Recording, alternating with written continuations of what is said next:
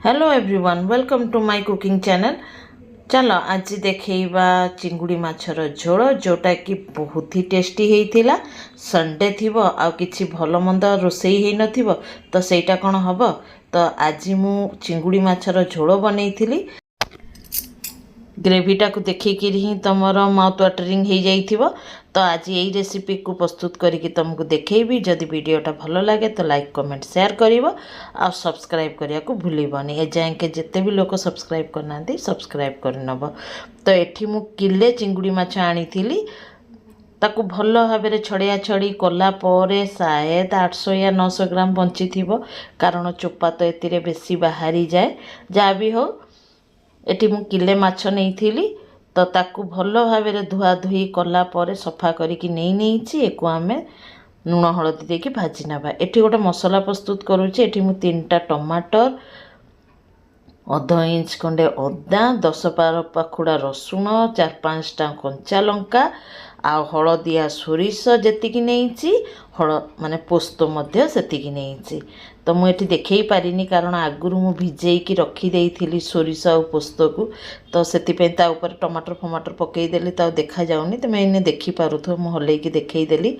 तो एको आम माने फाइन गोटे पेस्ट बनई नबा। एठी मु चिंगुड़ी माछ को भाजिया पे कि कढ़ई रे पकई देइछि लुण हलदी देई दउछि। देला पर देखुथुबो बहुत गुड़े पानी बाहरिया स्टार्ट हो गले। बेसी डेरी भाजीबानी ताकू गोटे प्लेट को काढ़ी नबा। कढ़ई बसई सारिछि सोरिष तेल नहीं 1 टीस्पून जीरा को दे देइछि आउ गोटे सुखिला लंका को देइछि आ 2टा आलू को मु छोट छोट टुकड़ा करके काटी नहीं जेहेतु चिंगुड़ी माछ किले अच्छी आ बड़ गोटे पियाज को लच्छा करके काटी नहीं स्लाइस करके ता देहरे लुण देदेली हलदी देदेली आउ कश्मीरी रेड चिल्ली पाउडर को देदेली।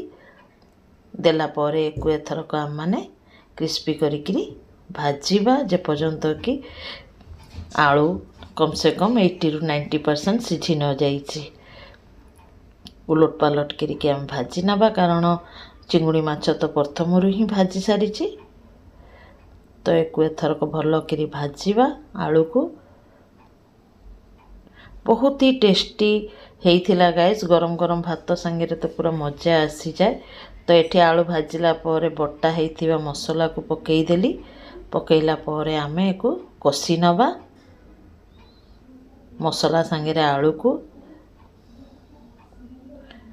एठी मु कसी सारिछि तेल मध्य टिके टिके छाड़िया को लगी जाइछि। मु बाटिला बेले जीरा बाटी नथली तेणु करी टिके नाकू 1/2 टीस्पून खंडे जीरा गुंड को दे देली। देला परे को फेर थरे मिसेई किरी कसी नेबी आउ जार धोई किरी एतिरे टिके नाकू पानी को दे दबा। देले आउ जहाँ भी बाकी अच्छी आलू सिझिबारे ई झोलरे ही आलू सिझी जीवा हमर। तो एथरक मसला संगे रे भल भाबरे पानी को गुळेई नबा ताहले आमर झोलटा फुटिया आरंभ हो। एठी फुटिया आरंभ हो जाइछि। तो ये स्टेज रे मु भाजी रखिथिबा चिंगुड़ी सबू को देदेली देइकिरी एथरक एको भल भाबरे मिसेई दबा। माने चिंगुड़ी माछर झोल तमे तो जानिथिबो ओडिया लोकंकर माने अति प्रिय आ ता संगे गरम गरम भात आउ दही रायता जदि मिली जीव ना गाइस आउ पूरा कुहनी पूरा जमी जीव। आज से भलिया ही पूरा जमी जाइथिला। तो एथरक मु फ्रेश धनिया पत्र को ऊपर देई दउची आउ एथरक भल भाव गुड़े नबा। गुड़े मु प्लेटिंग करके तुमको देखई दउची।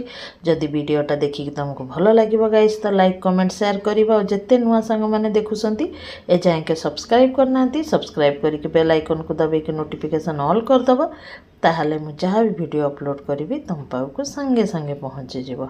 चलो गाइस फेर मिसिबा नेक्स्ट वीडियो रे। Bye bye take care be safe guys. आ फीडबैक दबा को बिल्कुल भूलिबनी। फीडबैक निहाती दब केमिति हेइथिला तरकारी तमर। चलो गाइस फेर मिसिबा नेक्स्ट वीडियो रे।